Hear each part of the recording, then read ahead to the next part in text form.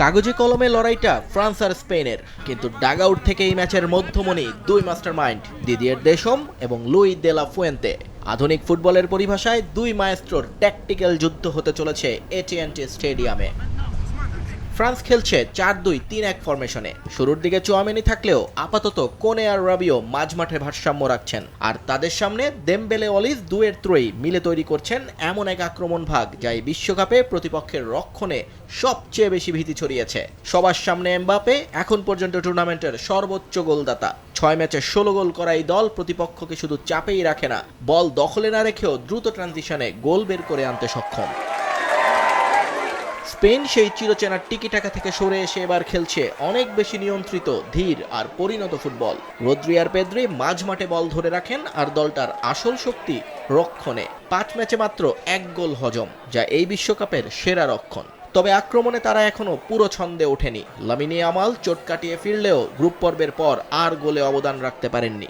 শেষ 2 ম্যাচেই বদলি মিকেল মেরিনোর শেষ মুহূর্তের গোল স্পেনকে বাঁচিয়েছে। 12 ঘন্টার সুপার অ্যাবজর্পশন পাওয়ার এবং লিকেজ ফ্রি ফিচার নিয়ে এলো কিডস্টার ডায়াপার। দেশমের পরিকল্পনা স্পষ্ট, মাঝমাঠ সংক্ষিপ্ত রেখে আক্রমণের সর্বোচ্চ বিনিয়োগ আর প্রতিপক্ষকে গতির মুখে ফেলে দেয়া। অন্যদিকে দে লা ফুয়েন্তে খেলছেন ধৈর্যের খেলা, নিয়ন্ত্রণ ধরে রেখে প্রতিপক্ষকে ক্লান্ত করে দেরিতে আঘাত হানা। ইতিহাস অবশ্য স্পেনের পক্ষেই কথা বলছে। ইউরো 2024 সেমিফাইনাল আর 2025 নেশনস লিগেও তারা ফ্রান্সকে হারিয়েছে অবলীলায়।